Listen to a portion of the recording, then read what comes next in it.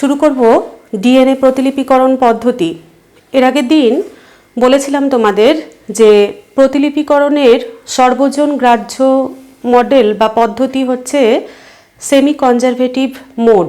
অর্থাৎ এক্ষেত্রে কি হয় না, মাতৃ ডিএনএর দুটো তন্ত্রী প্রথমে আলাদা হয়, হাইড্রোজেন বন্ডগুলো ভেঙে যায় মাঝখানে দ্বিতন্ত্রী ডিএনএর। তারপর প্রত্যেকটি তন্ত্রীকে ছাঁচ বা টেমপ্লেট হিসেবে ধরে একটি করে অপত্য তন্ত্রীর সংশ্লেষ ঘটে। এরপর কি হয়, একটি মাতৃতন্ত্রী এবং সংশ্লেষিত নতুন তন্ত্রী মিলিত হয়ে তৈরি করে দুটো অপত্য ডিএনএ। এবং এই পদ্ধতি সেমি কনজারভেটিভ পদ্ধতিতে ডিএনএ প্রতিলিপিকরণ ঘটে প্রমাণ করেছিলেন বিজ্ঞানী মেসেলসন এবং স্টালের পরীক্ষার দ্বারা। তোমরা জেনেছো এর আগের দিনই। চলে যাব প্রতিলিপিকরণ। প্রতিলিপিকরণ শুরু করার আগে প্রথমে এর কতগুলো বৈশিষ্ট্য জানা দরকার। প্রথমেই বলছে দেখো যে ডিএনএর যে নির্দিষ্ট জায়গা থেকে প্রতিলিপিকরণ শুরু হয় তাকে কি বলা হয়, বলা হচ্ছে origin of replication. Origin of replication বা রেপ্লিকনও আমরা বলতে পারি।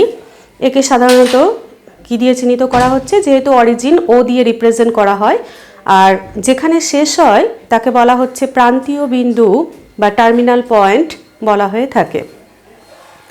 ডিএনএ প্রতিলিপিকরণ সুস্পষ্টভাবে পর্যবেক্ষণ করা যায় ইকোলাই ব্যাকটেরিয়ার ক্ষেত্রে। তাহলে ইকোলাই ব্যাকটেরিয়া মানে প্রোক্যারিওটিক কোষ। প্রোক্যারিওটিক কোষের ক্ষেত্রে দেখা যায় অরিজিন অফ রেপ্লিকেশন বা রেপ্লিকন একটি মাত্র হয়, যাকে ওরি-সি দিয়ে চিহ্নিত করা হয়। এবং প্রতিলিপিকরণ দ্বিমুখী হয়, অর্থাৎ দুদিক দিয়েই চলতে থাকে। তার ফলে টার্মিনাল পয়েন্ট হয় দুটো, প্রান্তীয় বিন্দু বা টার্মিনাল পয়েন্ট হয় দুটো প্রোক্যারিওটিক কোষের ক্ষেত্রে। ইউক্যারিওটিক কোষের ক্ষেত্রে একাধিক রেপ্লিকন দৈর্ঘ্য বরাবর বিভিন্ন জায়গায় ডিএনএ ভেঙে যাচ্ছে এবং দ্বিমুখীভাবে প্রতিলিপিকরণ শুরু হচ্ছে। তাহলে একাধিক রেপ্লিকন বা অরিজিন অফ রেপ্লিকেশন দেখতে পাওয়া যায় এবং ততোধিক টার্মিনাল পয়েন্ট দেখতে পাওয়া যায়। প্রতিলিপিকরণে প্রধান কার্যকরী উৎসেচক হচ্ছে ডিএনএ পলিমারেজ। DNA polymerase. এবার ডিএনএ পলিমারেজের অনেক কটা টাইপ আছে, আসছি। তার মধ্যে প্রধান ভূমিকা পালন করছে ডিএনএ পলিমারেজ 3। ডিএনএ পলিমারেজ 3 হচ্ছে কি করছে না, একের পর এক ডিঅক্সি রাইবো নিউক্লিওটাইডগুলোকে জুড়ে দিচ্ছে ফসফোডাইস্টার বন্ধনী দিয়ে এবং চেন ইলংগেশনে সাহায্য করে। ডিএনএ পলিমারেজ 3 প্রধান উৎসেচক প্রোক্যারিওটিক কোষের ক্ষেত্রে। এই ডিএনএ পলিমারেজ 3 সব সময় মাথায় রাখবে 5 প্রাইম টু 3 প্রাইম অভিমুখে, 5 প্রাইম টু 3 প্রাইম অভিমুখে নিরবিচ্ছিন্নভাবে একের পর এক নিউক্লিওটাইড সংযোজন করতে পারে 5 প্রাইম টু 3 প্রাইম অভিমুখে। কিন্তু ডিএনএ পলিমারেজ 3 শূন্য জায়গা থেকে, অর্থাৎ নিজে নিজেই এই প্রতিলিপিকরণ শুরু করতে পারে না। তাকে শুরু করিয়ে দিতে হয় আর এক ধরনের এনজাইম, যাকে বলা হচ্ছে প্রাইমেজ। প্রাইমেজ ছোট আরএনএ খণ্ডক তৈরির মাধ্যমে ডিএনএ পলিমারেজ 3কে অ্যাক্টিভ করে পরবর্তী সংশ্লেষের জন্য। আর কি আর হচ্ছে ডিএনএ প্রতিলিপিকরণের ক্ষেত্রে কি হয়ে থাকে না, এক্ষেত্রে তোমার যেহেতু একাধিক টার্মিনাল পয়েন্ট থাকছে, একাধিক টার্মিনাল পয়েন্ট দেখতে পাওয়া যায়, তাই প্রোক্যারিওটিক কোষের ক্ষেত্রে দুটো এবং ইউক্যারিওটিক কোষের ক্ষেত্রে একাধিক টার্মিনাল পয়েন্ট দেখতে পাওয়া যায়। আচ্ছা, এবং সেমি কনজারভেটিভ মোড প্রথমে শুরুতেই বলেছি, অর্থাৎ দুটো তন্ত্রী সেপারেট হবে, তারপর প্রত্যেকটাকে ছাঁচ বা টেমপ্লেট হিসেবে ধরে নতুন একটা করে অপত্য তন্ত্রী সংশ্লেষিত হবে। তারপর মাতৃতন্ত্রী এবং অপত্য তন্ত্রী মিলে, সংশ্লেষিত যে নতুন তন্ত্রী মিলে দুটো ডিএনএ তৈরি হবে একটা থেকে। কোন পর্যায়ে হয় তোমরা নিশ্চয়ই জানো, ইন্টারফেজের এস বা সংশ্লেষ দশায় এই প্রতিলিপিকরণ ঘটে থাকে, কোষ বিভাজনের প্রাথমিক পর্যায়ে। তো চলে যাচ্ছি প্রতিলিপিকরণের জন্য প্রয়োজনীয় উপাদান কি কি আছে। প্রয়োজনীয় উপাদান প্রথমেই বলছি এনজাইম কতগুলো কাজ করছে, আর হচ্ছে প্রোটিন। এনজাইমের মধ্যে প্রোক্যারিওটিক কোষের ক্ষেত্রে যদি চিন্তা করি তাহলে তিনটে প্রধান এনজাইম কি কি না, আলফা বিটা বলছে। দেখো প্রোক্যারিওটিক কোষের ক্ষেত্রে ডিএনএ পলিমারেজ তিনটে প্রধান এনজাইম কাজ করে কি কি পলিমারেজ 1, 2 এবং 3 প্রোক্যারিওটিক কোষের ক্ষেত্রে তিনটে প্রধান উৎসেচক কাজ করে। পলিমারেজ 1, 2 এবং 3, তার মধ্যে প্রধান ভূমিকা পালন করছে ডিএনএ পলিমারেজ 3, যেটা কি করে না পরপর ডিঅক্সিরাইবো নিউক্লিওটাইডের সংযোজনে সাহায্য করে। এছাড়াও ডিএনএ পলিমারেজ 1 কি করে থাকে না পলিমারেজ 3 ঠিকঠাক নিউক্লিওটাইড সংযোজন করছে কিনা সেটিকে প্রুফ রিডিং করতে সাহায্য করে এবং আরএনএ প্রাইমার ধ্বংস করতে সাহায্য করে। আবার বলছি, প্রধান ভূমিকা পালন করছে DNA polymerase 3, DNA polymerase 1 polymerase 3 ঠিকঠাক নিউক্লিওটাইডের সংযোজন করছে কিনা সেটা দেখে, অর্থাৎ প্রুফ রিডিং করে, আর হচ্ছে আরএনএ প্রাইমার ধ্বংস করে। পলিমারেজ 2 এর সেরকম কোনো কাজ নেই, এটা ডিএনএ রিপেয়ারিংয়ে সাহায্য করছে। এটা প্রোক্যারিওটিক কোষের ক্ষেত্রে প্রধান যে উৎসেচক ডিএনএ পলিমারেজ তার তিনটে টাইপ, 1, 2, 3 প্রধান ভূমিকা পালন করছে 3। 1 হচ্ছে প্রুফ রিডিং আরএনএ প্রাইমার ধ্বংস, আর 2 হচ্ছে ডিএনএ রিপেয়ারিং করতে সাহায্য করছে, রিপেয়ার করতে, কোথাও যদি ত্রুটি হয়ে থাকে গঠনে সেটা রিপেয়ার করতে সাহায্য করে। ইউক্যারিওটিক কোষের ক্ষেত্রে একই ভূমিকা পালন করছে 5টি উৎসেচক। 5টি উৎসেচক ইউক্যারিওটিক কোষের ক্ষেত্রে একই ভূমিকা পালন করছে কি কি? Alpha, beta, gamma, delta, epsilon. Alpha, beta, gamma, delta, epsilon. তার মধ্যে ডেল্টা হচ্ছে লিডিং তন্ত্রী, কাকে বলে পরবর্তীতে আসছি, লিডিং তন্ত্রী সংশ্লেষণে। আলফা ল্যাগিং তন্ত্রী সংশ্লেষণে। বিটা ডিএনএ রিপেয়ার করতে এবং গামাও তাই, এটা হচ্ছে মাইটোকন্ড্রিয়াল ডিএনএ রিপেয়ার করতে ব্যবহৃত হয়। এপসাইলন আরএনএ প্রাইমার ধ্বংস করতে সাহায্য করে। কি বললাম আবার বলছি, ডেল্টা হচ্ছে লিডিং তন্ত্রী সংশ্লেষ করতে, আলফা ল্যাগিং তন্ত্রী সংশ্লেষ করতে, বিটা ডিএনএ মেরামতি করতে এবং গামাও তাই করে, মাইটোকন্ড্রিয়াল ডিএনএ মেরামতি করতে সাহায্য করে। আর এপসাইলন হচ্ছে আরএনএ প্রাইমার ধ্বংস করতে সাহায্য করে। এটা ইউক্যারিওটিক কোষের ক্ষেত্রে একটা উৎসেচক কাজ করে পলিমারেজ 1, 2, 3 জায়গায়। এছাড়াও আরও কতগুলো এনজাইম কাজ করে। কি কি? হেলিকেজ। হেলিকেজের কাজ কি? হেলিকেজ এটা দ্বিতন্ত্রী ডিএনএর মাঝখানে যে হাইড্রোজেন বন্ডগুলো আছে সেগুলোকে ভেঙে দিতে, কাটতে সাহায্য করে। গাইরেজ। গাইরেজ কি করে না এইভাবে যখন দুটো তন্ত্রী সেপারেট হয়ে যাচ্ছে, দুটো তন্ত্রীর মাঝখানে হাইড্রোজেন বন্ডগুলো ভেঙে যাচ্ছে, তার ফলে যখন আলাদা হয়ে যাচ্ছে তখন এর উপরিভাগ অঞ্চলটা আরও বেশি পরিমাণে কুণ্ডলীকৃত হয়ে যায়। ডিএনএর যে উপরিভাগ অঞ্চল যেখানে খুলছে দুটো তন্ত্রী তার ঠিক ওপরে আরও কুণ্ডলীকৃত হয়ে যায়, আরও পেঁচিয়ে যায়। এই অতি কুণ্ডলীকৃত অংশের অকুণ্ডলীকরণে অর্থাৎ এই প্যাচ খুলতে সাহায্য করছে গাইরেজ। গাইরেজেরই ভূমিকা পালন করছে প্রোক্যারিওটিক কোষের ক্ষেত্রে টোপো আইসোমারেজ 1 এবং 2। গাইরেজেরই ভূমিকা ইউক্যারিওটিক কোষের ক্ষেত্রে গাইরেজ, প্রোক্যারিওটিক কোষের ক্ষেত্রে এই ভূমিকা পালন করছে টোপো আইসোমারেজ 1 এবং 2। প্রাইমেজ। প্রাইমেজ হচ্ছে ডিএনএ নির্ভর আরএনএ পলিমারেজ। এটি কি করতে সাহায্য করছে না ছোট ছোট আরএনএ খণ্ডক বা আরএনএ প্রাইমার গঠনে সাহায্য করে। কি ভূমিকা আরএনএ প্রাইমারের আমরা পদ্ধতি পড়লেই বুঝতে পারবো। লাইগেজ। লাইগেজ হচ্ছে ছোট ছোট, আমরা দেখব যে ল্যাগিং স্ট্র্যান্ড যেটা, সেক্ষেত্রে ছোট ছোট খণ্ডক তৈরি হবে, ওকাজাকি খণ্ডক যাকে বলে, এই ওকাজাকি খণ্ডকগুলোকে জুড়ে দিতে সাহায্য করছে লাইগেজ। আচ্ছা, তো এই গেল কতগুলো উৎসেচক, এরা পরপর কাজ করে। আমরা একটা ছন্দের মাধ্যমে মনে রাখতে পারি এই উৎসেচকগুলো কোনগুলো পরপর কাজ করছে। কি কি? হে গণেশা প্রাইমারি পুলিশ লা। হে হেলিকেজ, গণেশা গাইরেজ, প্রাইমারি পলিমারেজ, পুলিশ প্রাইমেজ, লা লাইগেজ। পরপর কাজ করবে এরা এবং এই ছন্দের সাহায্যে আমরা মনে রাখতে পারি। এছাড়াও কাজ করছে বিশেষ ধরনের প্রোটিন যাকে বলা হচ্ছে single strand binding protein, SSBP, single strand binding protein কাজ করে। আচ্ছা, তাহলে এই গেল প্রয়োজনীয় উপাদান। এবার দেখো, প্রতিলিপিকরণের শুরুর আগে সাইটোপ্লাজমের মধ্যে যে নিউক্লিওটাইডগুলো আছে, নিউক্লিওটাইডগুলো সাধারণত মোনোফসফেট আকারে থাকে। মোনোফসফেট বলতে হতে পারে ডিঅক্সিরাইবোনিউক্লিওটাইড অ্যাডিনোসিন মোনোফসফেট, হতে পারে ডিঅক্সিরাইবোনিউক্লিওটাইড গুয়ানোসিন মোনোফসফেট, হতে পারে ডিঅক্সিরাইবোনিউক্লিওটাইড সাইটোসিন মোনোফসফেট। এইভাবে এরা মোনোফসফেট আকারে থাকে সাইটোপ্লাজমের মধ্যে। মোনোফসফেট আকারে কিন্তু এরা সক্রিয় হয় না, অর্থাৎ এরা এই নিউক্লিওটাইড সংযোজনে অংশগ্রহণ করতে পারে না। তাই প্রতিলিপিকরণের সূচনায় কি হয় না, এই ডিঅক্সি অ্যাডিনোসিন মোনোফসফেট বা গুয়ানোসিন মোনোফসফেট বা সাইটোসিন মোনোফসফেট বা থিয়ামিন মোনোফসফেট, যেগুলো মোনোফসফেট আকারে আছে, এরা কি করে না ফসফোরাইলেজ উৎসেচকের সহযোগিতায়, ফসফোরাইলেজ এনজাইমের সহযোগিতায় মোনোফসফেট থেকে ট্রাইফসফেট অবস্থা প্রাপ্ত হয় এটিপির উপস্থিতিতে।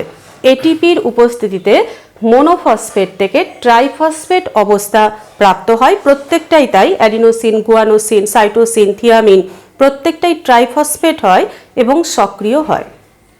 আচ্ছা, তাহলে এই হয়ে গেল দেখো বিভিন্ন প্রয়োজনীয় উপাদান সম্পর্কে বলা। আবার বলে দিচ্ছি যে যেগুলো সাইটোপ্লাজমের মধ্যে যে নিউক্লিওটাইডগুলো আছে সেগুলো মোনোফসফেট আকারে থাকে। এরা প্রথমে ফসফোরাইলেজ উৎসেচকের সহযোগিতায় ট্রাইফসফেট অবস্থা প্রাপ্ত হয় এবং সক্রিয় হয়। আচ্ছা, এবার চলে যাচ্ছি পর্যায়। মনে রাখবে আমরা এরপর তিনটে পদ্ধতি পড়ব সেন্ট্রাল ডগমা, কিভাবে সেন্ট্রাল ডগমার যে তিনটে পদ্ধতি অর্থাৎ প্রতিলিপিকরণ, তারপর ট্রান্সক্রিপশন এবং ট্রান্সলেশন, এই তিনটে পদ্ধতিরই কিন্তু সূচনা, ইলংগেশন অর্থাৎ দীর্ঘীকরণ এবং সমাপ্তি বা টার্মিনেশন তিনটে পর্যায় আছে। প্রত্যেকটা রেপ্লিকেশন, ট্রান্সক্রিপশন, ট্রান্সলেশন তিনটেরই তিনটে পর্যায় দেখতে পাওয়া যায়। কি কি না, প্রথমে হচ্ছে সূচনা, কিভাবে স্টার্ট হচ্ছে, তারপর ইলংগেশন অর্থাৎ কিভাবে শৃঙ্খল ধীরে ধীরে দীর্ঘ হচ্ছে, এবং তারপর টার্মিনেশন অর্থাৎ এই পদ্ধতির কিভাবে সমাপ্তি ঘটছে। তোমাদের পরীক্ষায় টোটাল প্রসেসটা কখনোই দেয় না, হয়তো দিয়ে দিল সূচনা এবং সমাপ্তি বর্ণনা করো, বা দিয়ে দিল যে কিভাবে চেন ইলংগেশন হচ্ছে অর্থাৎ শৃঙ্খল দীর্ঘীকরণ হচ্ছে বর্ণনা করো, ব্যাখ্যা করো। তাহলে প্রত্যেকটা পর্যায়ে কিন্তু আলাদা আলাদাভাবে তোমাদের জানতে হবে এবং যেটাই আসুক না কেন সহজেই তোমরা লিখতে পারবে। তাহলে প্রতিলিপিকরণের তিনটে পর্যায় আছে। কি কি? প্রথমেই হচ্ছে সূচনা, তারপর দীর্ঘীকরণ, ইলংগেশন এবং সমাপ্তি, টার্মিনেশন, তিনটে পর্যায় আমরা দেখতে পাবো। সূচনা প্রথমেই বলছে, দেখো সূচনা কি হয়, প্রতিলিপিকরণের যেখানে সূচনা হয় ডিএনএর কিছু নির্দিষ্ট জায়গায়, কোন নির্দিষ্ট জায়গা থেকে এই প্রতিলিপিকরণের সূচনা হয় মনে রাখবে, যেখানে অ্যাডিনিন থিয়ামিন এটি বেস পেয়ার যেখানে বেশি পরিমাণে দেখতে পাওয়া যায়, অ্যাডিনিন থিয়ামিন। আমরা জানি যে অ্যাডিনিন সবসময় মনে রাখবে ছাঁচ মানেই, টেমপ্লেট মানেই হচ্ছে মাতৃতন্ত্রী, যেটা থেকে নতুন তন্ত্রী তৈরি হচ্ছে, সেই নতুন তন্ত্রী কিন্তু জাস্ট কমপ্লিমেন্টারি বেস পেয়ার দিয়ে তৈরি হয়। কমপ্লিমেন্টারি বেস পেয়ার কি মাথায় নিশ্চয়ই আছে তোমাদের, যে অ্যাডিনিন থিয়ামিনের সাথে গুয়ানিন সাইটোসিনের সাথে যথাক্রমে দুটো এবং তিনটে হাইড্রোজেন বন্ধনী দিয়ে যুক্ত হয়। তাহলে মাতৃতন্ত্রীতে যেখানেই অ্যাডিনিন থাকবে তার কমপ্লিমেন্টারি পরিপূরক বেস কি তৈরি হবে, থিয়ামিন। যেখানেই গুয়ানিন থাকবে সেখানেই তৈরি হবে সাইটোসিন, সাইটোসিন থাকলে গুয়ানিন, থিয়ামিন থাকলে অ্যাডিনিন। এইভাবে পরিপূরক বেস পেয়ার দিয়ে নতুন তন্ত্রী তৈরি হবে। তো কোথা থেকে সূচনা হয় বলছে, যেখানে অ্যাডিনিন থিয়ামিন বেস পেয়ার বেশি পরিমাণে থাকে। কেন? তার কারণ দুটো হাইড্রোজেন বন্ধনী থাকার ফলে সহজেই এই বন্ধনীকে ভাঙা যায় অপেক্ষাকৃত এর তুলনায় দুর্বল বন্ধনী। তার ফলে যেখানে অ্যাডিনিন থিয়ামিন বেস পেয়ার বেশি আছে সেখান থেকেই রেপ্লিকেশনের সূচনা হবে। তো তো যে পার্টিকুলার জায়গায় রেপ্লিকেশনের সূচনা হচ্ছে তাকে কি বলা হয়, একটু আগেই বললাম, বলা হচ্ছে অরিজিন অফ রেপ্লিকেশন বা রেপ্লিকন। প্রোক্যারিওটিক কোষের ক্ষেত্রে একটাই মাত্র থাকে রেপ্লিকন, যাকে বলা হচ্ছে ওরিসি বলা হয়ে থাকে। কিন্তু ইউক্যারিওটিক কোষের দৈর্ঘ্য বরাবর এরকম অনেক কটা রেপ্লিকন দেখতে পাওয়া যায়। যেখানে রেপ্লিকেশনের সূচনা হবে বা রেপ্লিকন অংশ যেখানে প্রথমেই কাজ করবে কে, হেলিকেজ। একটু আগেই বলেছি হেলিকেজ। হেলিকেজ কি করবে না, দুটো তন্ত্রী, এই জায়গাটা দেখো দ্বিবন্ধনী হয়েই আছে এখনো, দুটো তন্ত্রীর মাঝখানের হাইড্রোজেন বন্ডগুলোকে ভেঙে দিবে। দুটো তন্ত্রীর মাঝখানের, তাহলে এই রকম ছিল, এই রকম ছিল, দুটো তন্ত্রী এই রকম ছিল, এখান থেকে কি হচ্ছে না এই রকম দুটো তন্ত্রীর মাঝখানের হাইড্রোজেন বন্ডগুলোকে ভেঙে দিচ্ছে কে, হেলিকেজ, রেপ্লিকন অংশে। এবং তার ফলে কি হচ্ছে দেখো, দুটো তন্ত্রী পরস্পর থেকে আলাদা হয়ে যাচ্ছে এবং এরকম একটা বাবলের মতন গঠন তৈরি করেছে বা চোখের মতন, যাকে বলা হয় রেপ্লিকেশন বাবল বলা হয়ে থাকে। এবং এই যে দুটো তন্ত্রী পরস্পর থেকে আলাদা হয়ে গেল, দুটো তন্ত্রী যাতে কখনোই আবার একে অপরের সাথে জুড়ে না যায় তার জন্য সাহায্য করবে কে, single strand binding protein. Single strand binding protein এটাও এসএসবিপি। কি হচ্ছে না, এই যেখানটা দুটো তন্ত্রী সেপারেট হয়ে গেছে সেই সিঙ্গেল স্ট্র্যান্ডের সাথে বা একক তন্ত্রীর সাথে যুক্ত থেকে দুটো তন্ত্রীকে একসাথে হতে দিবে না। তাহলে কি হলো, প্রথমে হেলিকেজ দুটো তন্ত্রীর মাঝখানে হাইড্রোজেন বন্ডগুলোকে কেটে দিল, এবার এসএসবিপি এই স্থানগুলোতে জুড়ে গিয়ে দুটো তন্ত্রীকে আবার একসাথে হতে দিচ্ছে না। একসাথে হলেই কিন্তু আবার হাইড্রোজেন বন্ড তৈরি হবে, যাতে একসাথে না হয় তার জন্যই সিঙ্গেল স্ট্র্যান্ড বাইন্ডিং প্রোটিন যুক্ত হয়ে দুটো তন্ত্রীকে একসাথে হতে দেয় না। এবার বলছে দেখো যে এর ফলে কি হচ্ছে না, যেই জায়গাটা এই হেলিকেজের দ্বারা যেই জায়গাটা রেপ্লিকন অংশে যেখানে হাইড্রোজেন বন্ডগুলো ভেঙে গেছে তার ওপরের জায়গাটা কি হবে, আরো বেশি পেঁচিয়ে যাবে, কুণ্ডলীকৃত হয়ে যাবে। তাহলে সেই কুণ্ডলীকৃত অংশকে খুলে দিতে অকুণ্ডলীকরণে সাহায্য করছে কে, গাইরেজ বা প্রোক্যারিওটিক কোষের ক্ষেত্রে এই ভূমিকাই পালন করছে টোপোআইসোমারেজ 1 এবং 2 এই ভূমিকা পালন করে থাকে।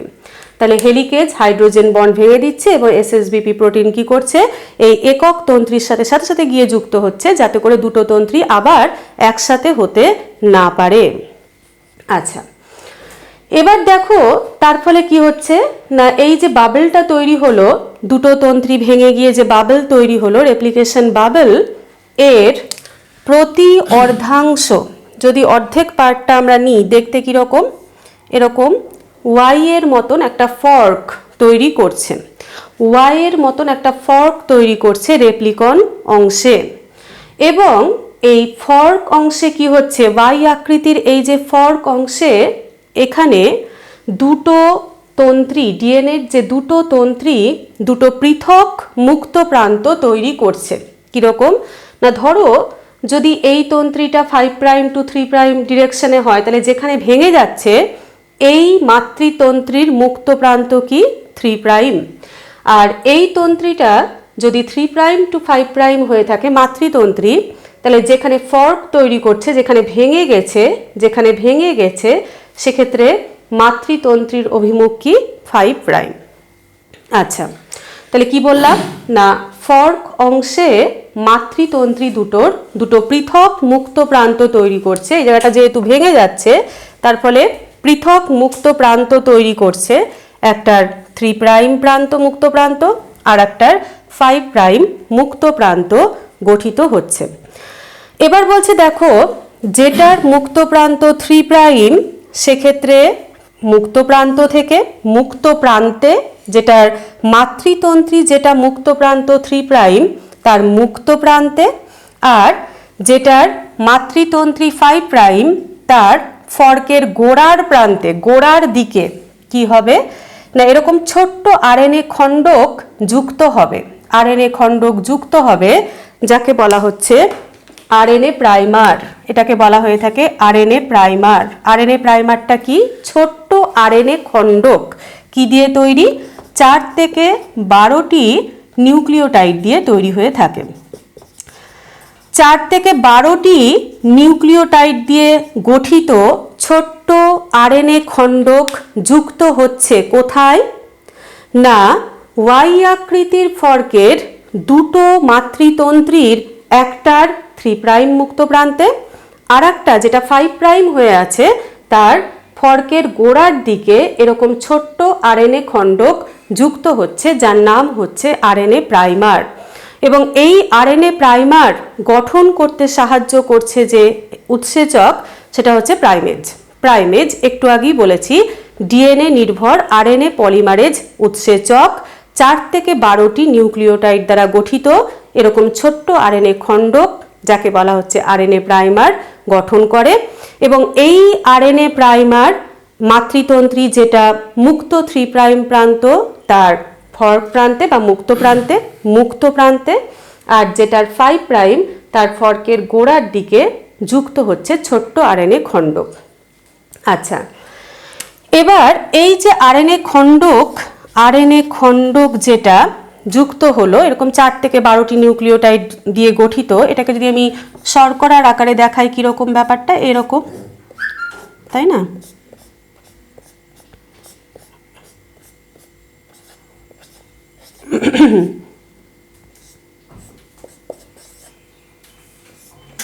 সরি, এটা এখান থেকে হবে। তাহলে এইভাবে করে যে ছোট্ট আরএনএ খণ্ডক যুক্ত হলো একটা 3' প্রান্তে, একটা যেটা 5' তার গোড়ার দিকে, ফর্কের গোড়ার দিকে যেটা যুক্ত হলো, যেখানে শেষ হলো আরএনএ প্রাইমারটা, তার নিশ্চয়ই এটা কত নম্বর? 3 নম্বর। তাহলে 3' হাইড্রক্সিল প্রান্তটা মুক্ত আছে।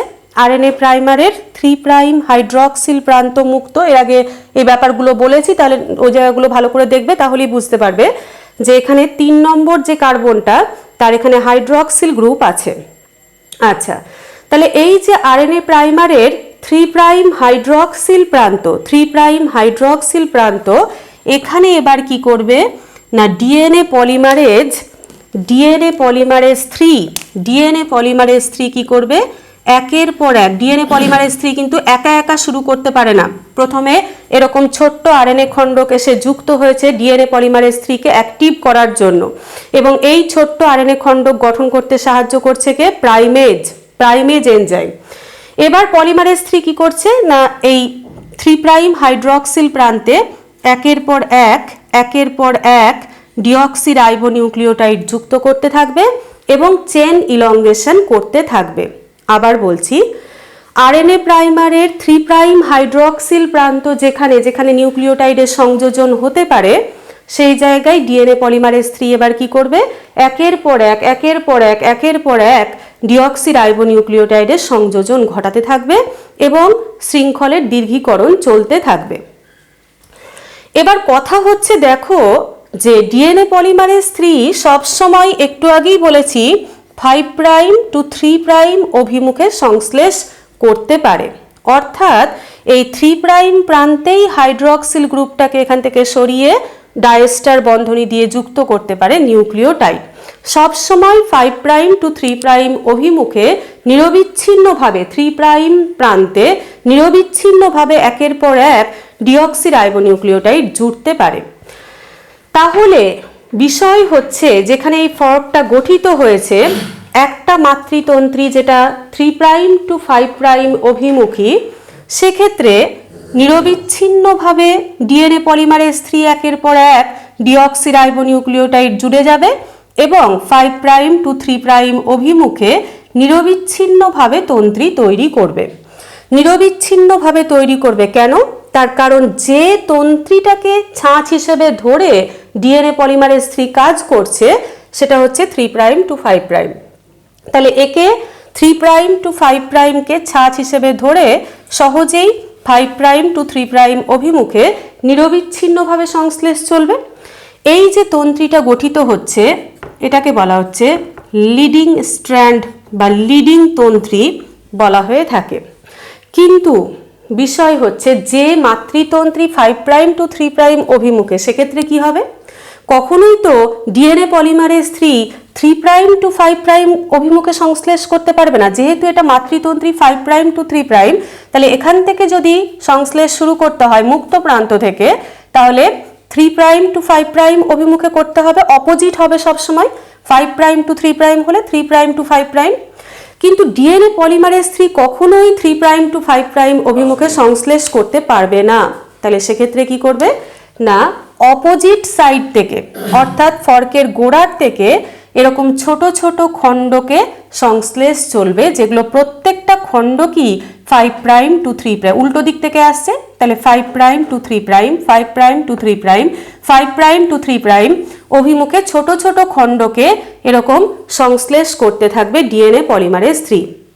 আচ্ছা, এই খণ্ডকগুলোকে বলা হচ্ছে ওকাজাকি খণ্ডক। ওকাজাকি খণ্ডক বলা হয়ে থাকে, যেগুলো প্রত্যেকটা প্রায় 1000 থেকে 2000 নিউক্লিওটাইড দিয়ে তৈরি হয়।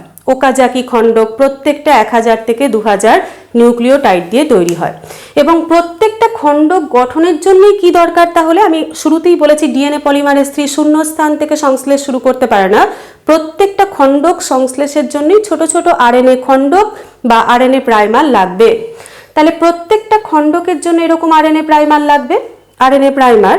তাহলে এইভাবে যখন ছোট ছোট খণ্ডকের ফর্কের গোড়ার থেকে 5' টু 3' অভিমুখে ওকাজাকি খণ্ডকের মাধ্যমে সংশ্লেষ হচ্ছে আরএনএ প্রাইমারের দ্বারা, তখন কি হবে না, যখন সংশ্লেষ শেষের দিকে শেষ হয়ে যাচ্ছে তখন ডিএনএ পলিমারেজ 1 এবার আসছে 1 কি করছে, এই সমস্ত প্রাইমারগুলোকে নষ্ট করে দেবে।